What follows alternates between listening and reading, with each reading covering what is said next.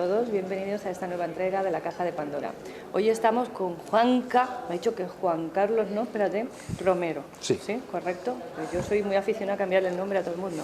Estamos en una nevera, tengo que decir, me veis con muchas capas, pero es que hace un frío tremendo.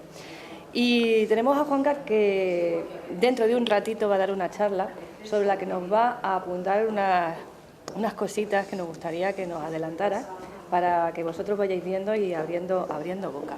Entonces él es escritor, periodista. Gracias por acompañarnos, bienvenido. No, gracias por invitarme.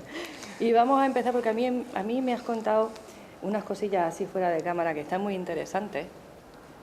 Y una de ellas, por ejemplo, es que hay pirámides en Tenerife. Sí. ¿Eso es así o me lo estoy inventando yo? No te lo estás inventando, ni se lo está inventando quien ha ido y las ha podido ver, ¿no? No solo en Tenerife, te voy a decir, pirámides allí repartidas en prácticamente, si no todas las Islas Canarias, por lo menos en las más occidentales, pero sí es verdad que han trascendido mucho más las pirámides de Tenerife, las que están en el municipio de Güímar, que así se llama, un municipio del sur de la isla, ¿no? Son unas estructuras escalonadas, como podamos imaginar, pero en menor escala, por supuesto, como es una pirámide maya, por ejemplo, ¿ve? Pues ese tipo de escalonamiento lo tienen estas pirámides de Güímar, insisto, en menor escala, y que han creado a lo largo de los años una controversia que sigue muy viva, que estoy seguro que ahora cuando dé la conferencia va a crear controversia, porque no nos ponemos de acuerdo en cuál es el origen de estas estructuras, pero sí que hay alguna teoría con la que trabajamos, ¿no? ¿Y la antigüedad de ella os ponéis de acuerdo? Tampoco, o sea, esto es como todo, ¿no? Con las piedras hemos topado y muchas veces y lo digo así libremente, ¿no? Con el ámbito académico muchas veces, ¿no? Sí. Lo fácil, y esta es una de las teorías con las que se trabaja, ha sido afirmar que estas estructuras que van a poder ver escalonadas son simples majanos, que se llaman allí, que son apilamientos de piedra. Es decir, el campesino, para limpiar el terreno y poder cultivarlo, lo que hace es retirar todo el escombro, la piedra, y la amontona ahí. Bien. Yo personalmente no veo a un agricultor amontonándola de forma escalonada, que cada escalón tenga la misma medida y que esté orientada a un solsticio. No lo veo. ¿No? No. Sería muy normal. Sería muy laborioso, y este hombre o esta mujer del campo estoy seguro que tiene otras ocupaciones más importantes, ¿no? Bueno, pero esta es la hipótesis que se baraja desde el ámbito académico. La Universidad de La Laguna en Tenerife ha hecho catas, bien, pero son catas que a mi manera de entender son totalmente insuficientes, de medio metro, de 1 metro de profundidad, y ese tipo de cata simplona no marca un antes y un después de la investigación. Luego, si me permites, te explico las otras dos hipótesis, ¿no? La otra sería la que lo relaciona directamente con los antiguos pobladores de la isla, los guanches, los aborígenes, que es un término que no utilizo yo mucho, los guanches. Bien, se afirma que ellos tenían el conocimiento suficiente como para poderlas construir orientándolas al solsticio y poder hacer un culto al dios Majek, al dios Sol. Eso sí está recogido, que ellos hacían ese tipo de cultos y que pudieron aprender de culturas también de la zona del norte de África, que es de donde yo creo que ya no cabe duda proviene la raza, ¿no? La raza guanche que llega a Canarias y luego se asienta allí. Bien, pues ese tipo de estructuras, claro, la controversia de cómo podían ser tan inteligentes o tener estos conocimientos del ámbito académico nunca gusta, ¿no? Y lo cierto es que ellos tenían conocimientos geométricos bastante interesantes, ¿no? En sus petroglifos, en sus pintaderas, hay mucho de rectilíneo, triangular, cuadrado, es decir, ellos sabían de este tipo de formar las líneas, ¿no? Y la tercera hipótesis, que esa también tiene su polémica, es la que lo relaciona con la masonería, ¿no? Que es algo como que entendemos más contemporáneo, ¿no? Sin embargo, bueno, eso se aferra a un dato, y el dato es que un señor compró ese terreno hace muchos años, antes de que se redescubriera. Aquello estaba abandonado, ni pirámides ni nada, estaba todo sepultado, y este señor compró aquel terreno para vivir, un señor masón, y decide que aquellas estructuras que encontró medio derruidas allí las iba a aprovechar, iba a darle una connotación masónica como era él, y por eso el escalonado, por eso la orientación a solsticio, que también tiene mucho de masón. Como puedes ver, son 4 piedras apiladas, con todo el cariño del mundo lo digo, porque realmente son unas estructuras bastante fuertes, sólidas y llamativas, pero que crean mucha controversia. Yo creo que más que las del Valle de los Grandes Reyes en Egipto, muchas veces en proporción, ¿no? Controversia. Y ahora te voy a pedir que te mojes. Siempre me mojo. ¿Cuál de las Uy. hipótesis es la que a ti te resuena más? Yo sé la que descarto. La que descarto, por supuesto, es el apilamiento de piedras, ¿vale? Hemos encontrado pirámides al lado de un barranco. El señor del campo, si quiere deshacerse de esas piedras, las tira al barranco. Bueno, esa la descarto. Yo creo que hay una fusión de las otras dos, en realidad, o podría ser. Es decir, este señor sí se encuentra unos restos de los aborígenes que hacían cultos al sol y él los aprovecha para sus propios cultos o su propia historia masónica. Es decir, por ahí pueden ir los tiros. Pero bueno, polémica. Yo sé que me van a saltar los grillos cuando escuchen esto. ¿Las pirámides están solo en esta isla o hay otros? No, las pirámides más llamativas porque se han reconstruido, porque están dentro de un parque temático, es decir, es una actividad lúdica, son las más llamativas las de Güímar, pero es que en la isla de Tenerife, por ejemplo, tenemos en el sur tenemos pirámides, en la zona norte de Icod de los Vinos hay pirámides, en la isla de La Palma tenemos pirámides, es decir, están repartidas especialmente en la zona occidental de Canarias, ¿no? Muy bien. Esto de la cultura guanche que dicen, hay quien la relaciona con los atlantes, ¿qué opinas tú de...? Estoy totalmente en desacuerdo. Yo lo lamento, yo sé que a veces hay quien espera espectáculo del mundo de lo insólito, ¿verdad? Y yo creo que el mundo de lo insólito, ya la palabra lo dice, si es verdaderamente insólito se va a mostrar tal y como es, no hay que disfrazarlo. Y en el caso de la Antártida, iba a decir la Antártida, la Atlántida, siempre se ha dicho que Canarias podía ser los restos, o parte de los restos de ese continente gigante, o las cotas más altas, ¿verdad?, las que sobresalían, que sobrevivieron a la gran hecatombe, ¿bien? Y esto lo explicaré también en la conferencia. Si leemos un poco y atendemos a cuál es el origen de las Islas Canarias, nos daremos cuenta que ni por datación, ni siquiera por la formación volcánica de la isla coincidiría. Las Islas Canarias se forman por la teoría, la más asentada, del punto caliente, que te lo explico rápidamente.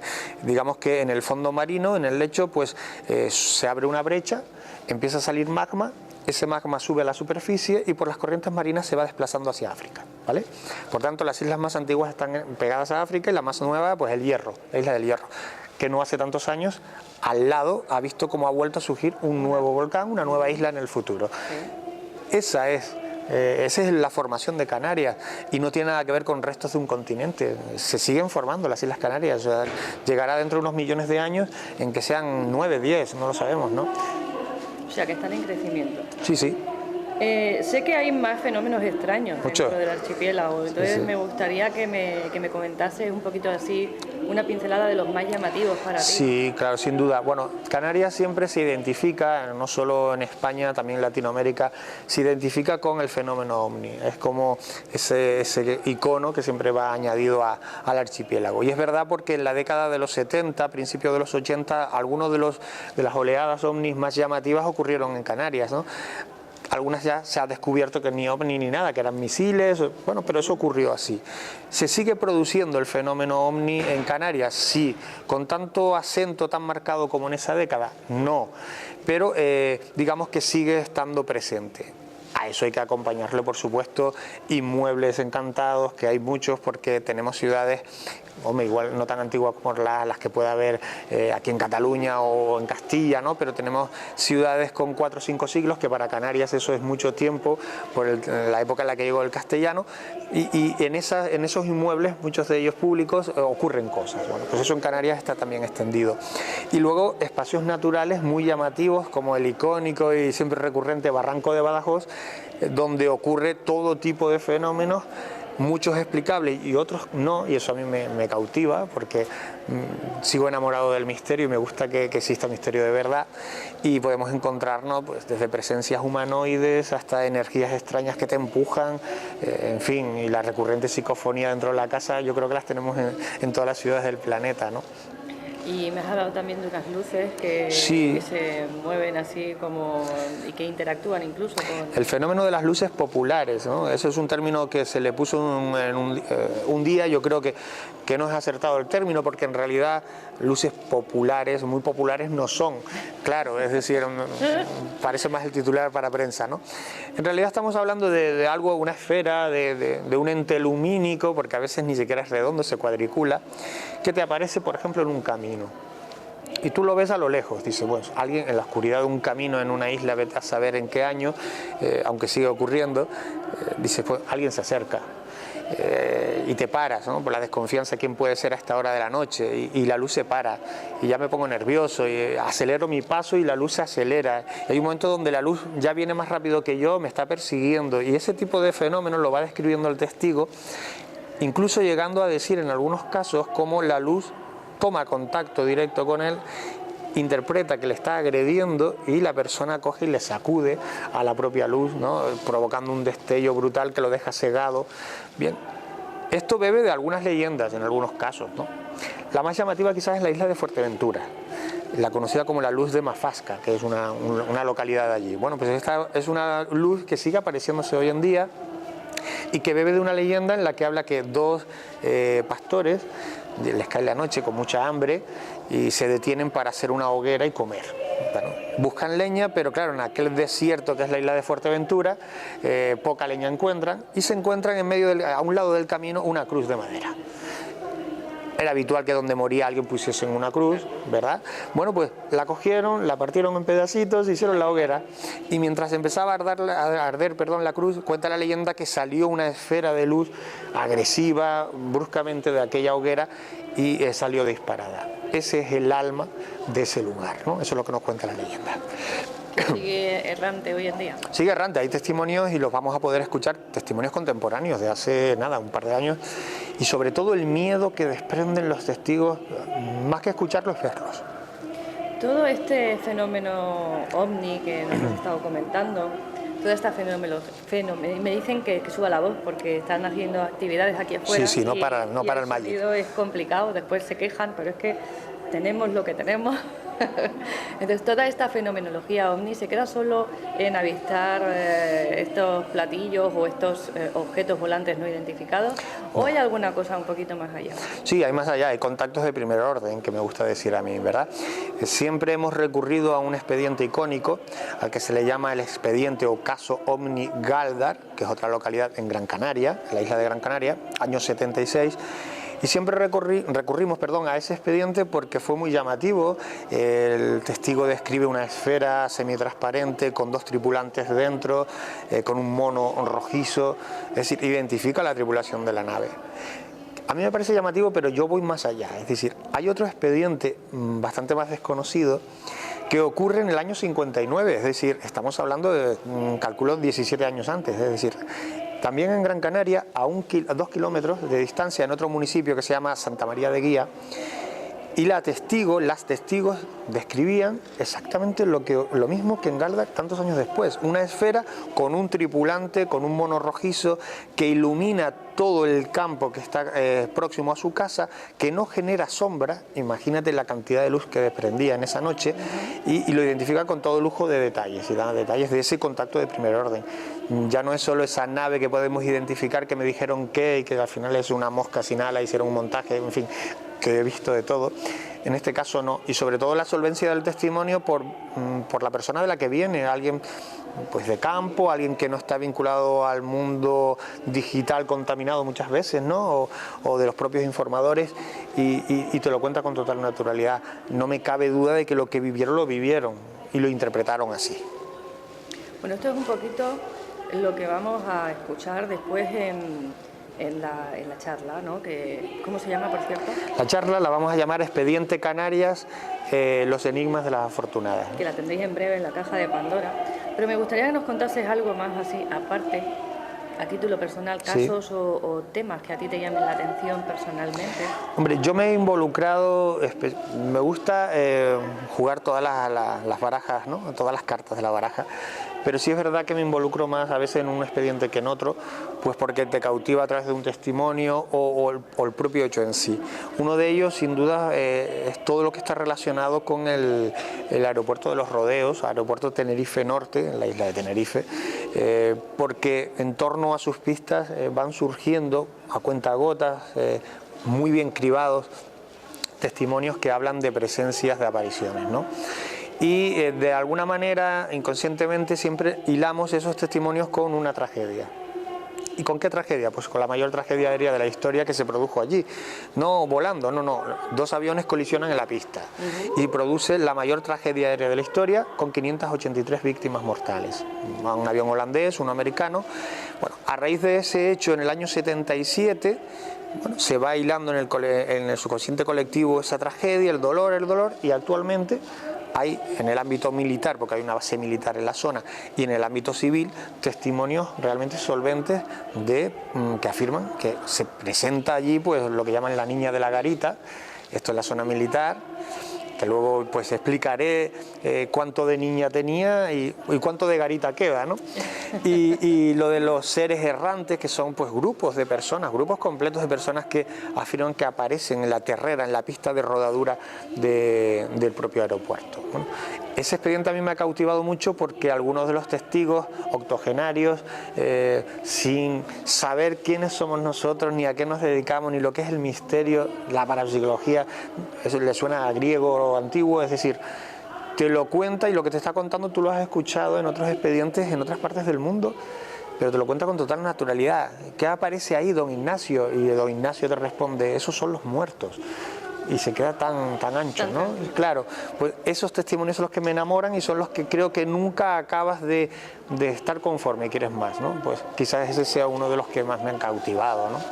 ¿Tú tienes contacto con estas personas que han tenido este tipo de experiencias? Sí, hombre, en el caso este que te comentaba de don Ignacio no, porque ha fallecido hace pocos años. Tuve la suerte de poder hablar largo y tendido con él, ya no solo por el egoísmo de preparar mi libro, que siempre quieres más, sino de conversar con él como quien habla con un abuelo. Aquello fue como muy familiar, ¿no? Pero sí es verdad que con algunos testigos todavía mantengo el hilo directo, evidentemente, porque lo voy a decir, la gente está muy cansada de que no se cumpla con lo que se promete muchas veces, y los divulgadores los hay como en todo gremio, ¿verdad? Los hay serios y poco serios, ¿no? Y cuando un divulgador te promete de que, por ejemplo, no vas a dar su nombre, pues no lo des. Aunque tengas una sala con 900 personas esperando a que lo des, no lo des. Y cuando el testigo sabe que tú cumples, normalmente se suelta a hablar un poco más y te llama a otro. Y yo creo que en ese sentido yo me he movido bien o me sigo moviendo bien, ¿verdad? Yo no pongo jamás un nombre cuando no se me facilita poder hacerlo. Con lo cual el contacto es directo, familiar en algunos casos, es decir, de que me llaman, oye, vente a comer domingo a casa, gente con la que he cogido cariño porque he estado meses hablando y sacándole cosas, ¿no? Ajá. Y de todos estos casos, ¿cuál es el que a ti más te ha impactado, te ha llamado la atención o más te ha movido, ¿no? de alguna forma? El barranco de Badajoz. Sí, a veces me aburro cuando me llaman los compañeros, sí, es verdad, lo voy a confesar aquí, ¿no? A veces me aburro cuando me llaman los compañeros de los medios o para dar una conferencia, oye, vente a hablar del barranco de Badajoz. Digo, caray, déjame descansar, porque es un lugar que a mí me absorbe mucho, ¿no? Como un lugar natural tan pequeño, tan reducido, si se me permite la expresión, y el barranco me lo va a permitir, ¿no? Tan ridículo en el mapa, es decir, es un puntito ahí en un mapa, cómo puede captar tanta energía para bien y para mal, ¿no? Yo he llevado grupos de 2 personas y grupos de 40, de personas que quieren conocerlo, y he visto todo tipo de personas, y he visto todo tipo de reacciones ante lo que sienten en ese lugar, ¿no? Algunas muy positivas y otras verdaderamente negativas, ¿verdad? Y entonces me he dado cuenta de la dimensión que tiene el barranco, más allá de lo que pueda ser, de si es un lugar de poder, yo personalmente creo que lo es, si es un lugar energético, positivo, negativo, regular. Más allá de eso, cómo influye el barranco en cada persona y en cada momento que va esa persona. Yo he estado, no llego todavía a 100 veces, 80 y pico veces las tengo anotadas, he estado en el barranco de Badajoz por un motivo u otro y siempre veo un barranco diferente, ¿no? He llegado un momento a pensar en que el barranco incluso me ve diferente a mí, y yo creo que sí, me verá diferente porque voy creciendo. Podríamos decir entonces como que interactúa de algún modo Sí. con el visitante. Sí, sí, sí. Y se adapta un poco a la situación emocional de esa persona o lo mueve Sí, claro, dependiendo del punto en el todo que esto es muy esté. subjetivo, ¿no? Pero cuando hay cosas más palpables, como por ejemplo, perdón, ir con personas que en un momento dado se detienen y te dicen no puedo seguir, bueno, tranquilo, la sugestión, no puedo seguir porque es que algo me está empujando. Bueno, pero estamos solos, el grupo está arriba, ¿qué tienes? No, que me están oprimiendo el pecho, ¿no? Ese tipo de cosas, insisto, puede ser sugestión, probablemente. Son tan cercanas, tan vivenciales, tan reales en el momento que las viven, que marcan un antes y un después en la vida de estas personas, ¿no? Y luego hay cosas, digo, más palpables como y mucho más técnicas, y los compañeros de este espacio, de este programa, lo van a entender, cómo van compañeros técnicos, cámaras, vamos a grabar reportajes, y esto suele ocurrir con relativa frecuencia, como sus baterías de cámaras profesionales que llevan de repuestos, se descargan súbitamente, bajan a cero en un punto concreto del barranco, una zona, un área concreta del barranco, no lo pueden explicar, y luego al bajar del barranco vuelven a coger media carga.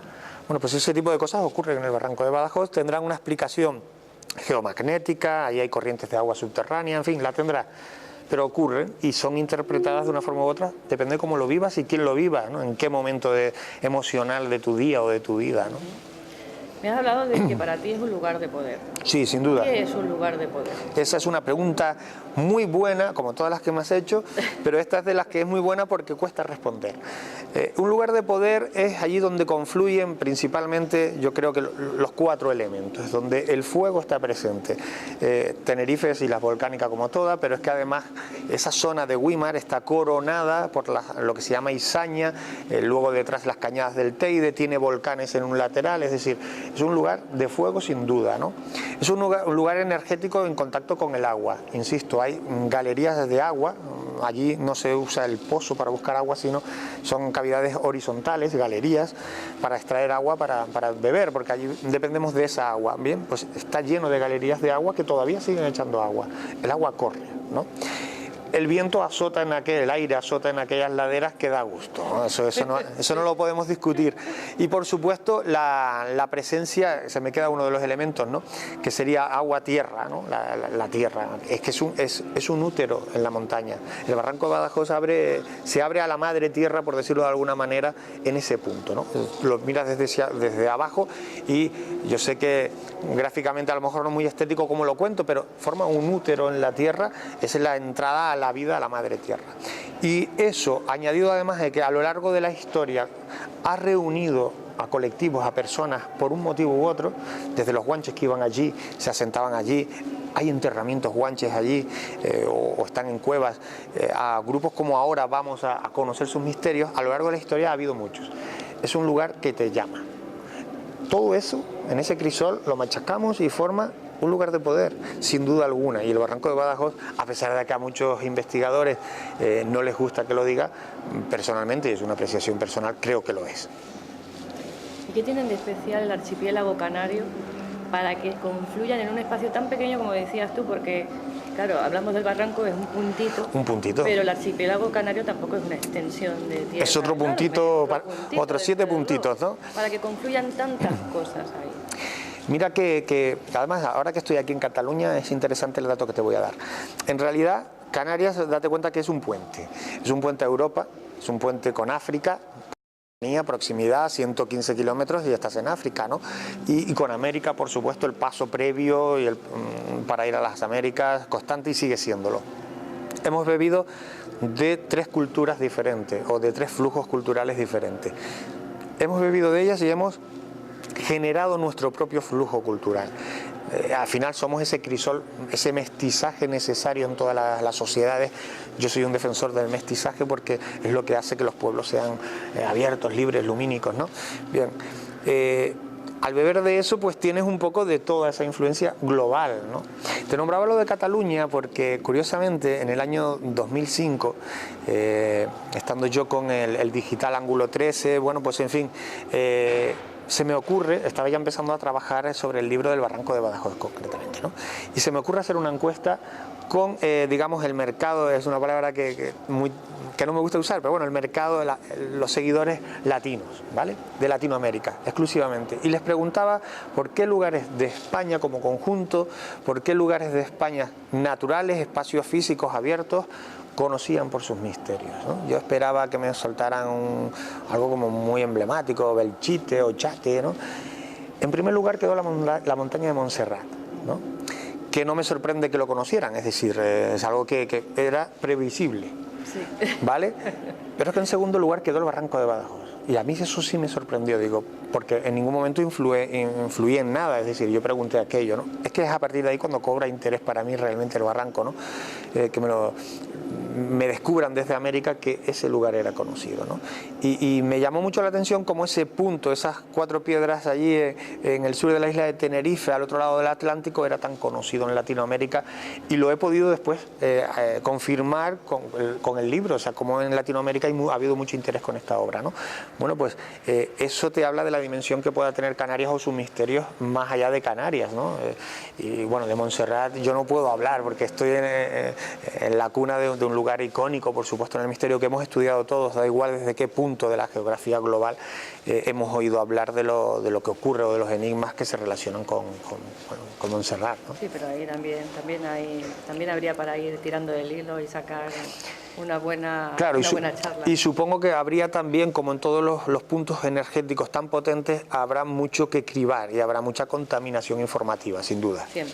Siempre cuando hay algo que llama la atención y que destaca de algún modo, siempre sale la información y la desinformación. Una vez que lamentablemente nos embarra un poco la cosa, pero también nos hace agudizar el ingenio. Y la desinformación desinteresada, es decir, que desinformas porque no tienes ni idea, y la desinformación intencionada, que esa sí que es mala. Exacto. ¿No?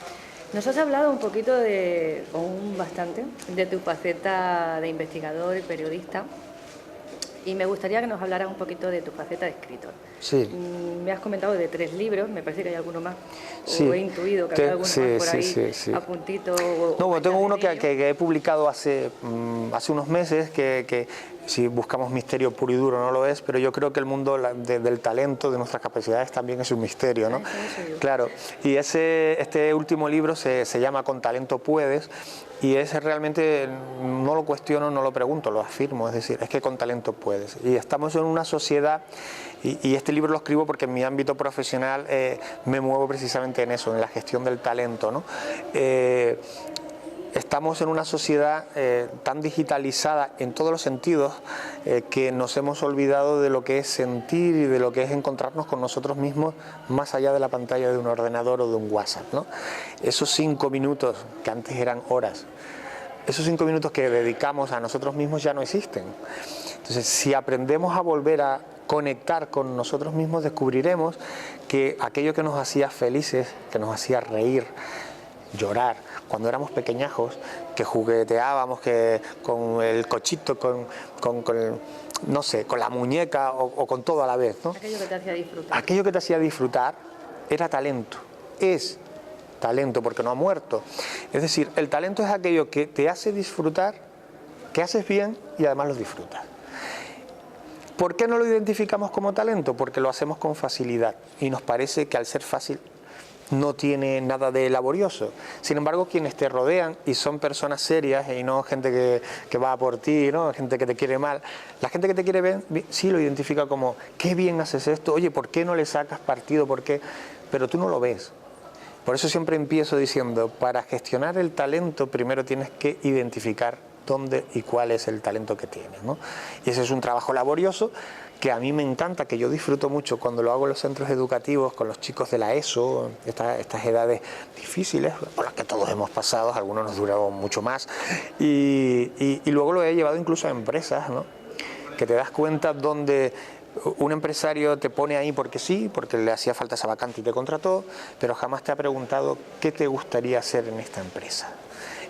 Y es descubrirle al empresario cómo puede sacarle mayor partido a su empresa simplemente moviendo las fichas, escuchando emociones de sus propios empleados. No hay que invertir sino en talento. A veces invertimos en cables y en otras cosas que que no lo generan el talento, ¿no? Sí, sí, no creemos que todo es tecnología Sí. o mobiliario. Y muchos jefes no saben que muchas veces, casi siempre, el jefe no es capaz de reconocer que no sirve para jefe cuando no sirve. Y eso sí que es doloroso, que le digas, no, tú deberías de pasar aquí. Bueno, pues eso estamos así, ¿no? Y hemos visto como muchas empresas cierran, no evolucionan precisamente por no gestionar el talento de sus propios empleados o el propio talento de si es una empresa de una sola persona, ¿no? Sí. Nos has comentado esto que está muy bien y además de leer tu libro, me gustaría saber si nos puedes facilitar algún tip, algún truquito para empezar a encaminarnos hacia nuestro talento. Uy, pues yo siempre digo que es tan fácil que es muy complicado. Claro, en realidad la clave pasa por de verdad, yo sé que nos vamos a sentir ridículos y nos vamos a ofender si somos sinceros, porque todo pasa por encontrarnos con nosotros mismos, por ser egoístas durante un tiempo al día, un ratito, o sea, 5 minutos, yo siempre pido 5, ¿no? Pero ahí hay que ser sinceros. Ahí no vale de qué malo es Pedro y qué odioso es Manuel, ¿no? Ahí vale decir, de verdad que esto lo hago mal. Tengo que admitir que aquí soy malo. Por supuesto, también aquí voy a admitir que soy muy bueno. A veces cuando doy los talleres de talento y empiezo a todo el mundo, a todos los presentes diciéndole, hola, me llamo Juanca Romero y tengo talento, muchos me miran como que van a decir, ¿qué he creído el tío, ¿no? Sí, se la subió, claro, lo sumo. sí, claro, ¿no? Pero en realidad todo pasa por identificar que lo tienes. Es decir, si tú eres capaz de reconocer que lo tienes y puedes canalizarlo para ayudar a los que te rodean o a otros o a ti mismo, que es por donde hay que empezar, en realidad lo tienes el camino más difícil hecho. Lo más complicado, ese tic del que me hablabas, pasa por encontrarte a ti mismo y dedicarte cada día minutos para quererte y azotarte y ser sincero. No somos sinceros con los demás, por supuesto que no lo somos unos hipócritas, pero con nosotros, ¿por qué? Pero es que vivimos en una sociedad profundamente hipócrita. Claro. Desde la falsa humildad esta de la que hablabas antes, de tengo talento y te miran como diciendo, sí, míralo, se lo creyó, sí, se le ha subido, hasta el trato con los demás que te miran y te dicen, ay, qué guapo está, y a lo mejor están pensando, Dios mío, no se habrá mirado al espejo antes de salir claro, de y que a casa. muchos se le proyecta en la mirada. Hay veces que estás hablando igual uno va cada vez adquiriendo más hábito para eso, ¿no? Estás hablando con alguien, te estás contando algo y tú estás viendo que estás sintiendo, pensando todo lo contrario, ¿no? ¿Qué necesidad? ¿Qué necesidad? Por eso yo, hilando con el mundo del misterio, por eso en el mundo del misterio como divulgador muchas veces yo he recibido el azote por ser crítico. Porque yo creo que el misterio está muy bien, pero si le hemos dado la explicación a un misterio, caray, lo hemos logrado. ¿Por qué vamos a perpetuarlo? Entonces yo soy de los que desenmascara muchas veces el misterio, no porque sí, no por negacionista, sino porque hemos llegado a lo que creo que es una buena conclusión. Y bueno, te dan. Pues esa hipocresía, ¿a dónde nos lleva? Yo prefiero trabajar desde dentro y yo creo que las personas, si fuésemos auténticos con nosotros mismos, nos va a dar igual lo que nos cuenten o proyectemos a los demás. Y no es potenciar el ego, ¿no? Es que a veces confundimos. Y la palabra ego es muy bonita. Y el ego hay que mimarlo. Y el ego, como todo en la vida, hay que alimentarlo. Y saberle dar de comer, que esa es la parte que muchas veces se olvida. Y encauzarlo de forma correcta para que te ayude a crecer, como yo siempre digo también. Pero es que el ego está para ayudarte. Y no que nos sirva de pantalla, de parapeto, de caparazón con el mundo, ¿no? Totalmente de acuerdo. Pues me encanta charlar contigo. Por hoy me parece que lo vamos a dejar aquí. Pero bueno, antes me gustaría que me comentaras si tienes previsto algún evento, algún taller de estos que comentas, sí, dónde pueden encontrar tus libros también. Y no sé si facilitas algún medio de contacto. Sí, te lo voy a poner fácil. O quieran explicarte algún caso de esto. Lo que quieran, porque además soy persona digitalmente adicta, ¿no? Es decir, a pesar de todo esto que estoy contando, siempre estoy conectado al mundo virtual y digital, ¿no? Pero lo pongo fácil, con una web, a partir de ahí ya tienen todos los contactos, www.juancarromero.com. Juanca con C, que no soy nada radical en eso, juancarromero.com. Y ahí puedes ver no solo los talleres, conferencias, actividades lúdicas, rutas, etcétera, por las que me muevo, ¿no? Muy bien. Pues, ¿y los libros? ¿Dónde pueden encontrar los También libros? a través de la web pueden ver todos los puntos. Sí, sí. Y además quiero aprovechar para decir que desde que estoy aquí en Barcelona he podido contactar con muy buenos amigos que eran virtuales, de alguna manera les he puesto carne y hueso, y además tengo alguna proposición editorial incluso muy interesante que yo espero que en este 2017 podamos ver encauzada desde Barcelona para el mundo. Pues perfecto, muchas gracias. Nada, a ustedes, gracias a ti. Por prestarte a este asalto. A vosotros deciros que esto es solo una pincelada, que tenéis la charla muy prontito, la tendréis en la caja de Pandora, y que, ya sabéis, para todo, juancarromero.com. Nos vemos en el siguiente vídeo. Hasta pronto.